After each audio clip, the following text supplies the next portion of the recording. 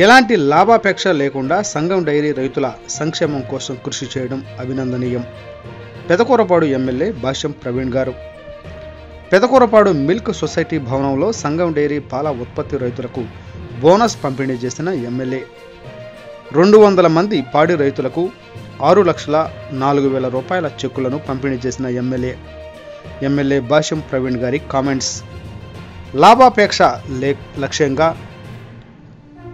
పరిశ్రమలు ఏర్పాటు చేస్తున్న నేపథ్యంలో సంఘం డైరీ ఏర్పాటు చేసిన నాటి నుండి పాడి రైతుల సంక్షేమం కోసం కృషి చేయడం అభినందనీయం.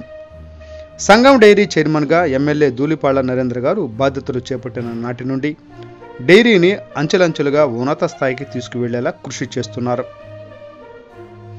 స్వచ్ఛమైన పాలను ప్రజలకు అందించడంతో పాటు పాల ఆధారిత ఉత్పత్తులను తయారు చేయడంలో ఏపీ, తెలంగాణ రాష్ట్రాల్లో సంఘం డైరీ మంచి పేరు తెచ్చుకుంది. సంఘం డైరీకి వచ్చిన లాభాల్లో రైతులను భాగస్వాములు చేస్తూ బోనస్ల పేరుతో రైతులకు లాభాలను పంచడం అభినందనీయం. పశుగ్రాసం కోసం 12,000 రూపాయల నగదును ఇవ్వడంతో పాటు దాణా కోసం సబ్సిడీ ఇవ్వడం, పశువులకు ఇన్సూరెన్స్ సౌకర్యం కల్పించడం అనేది గొప్ప విషయం.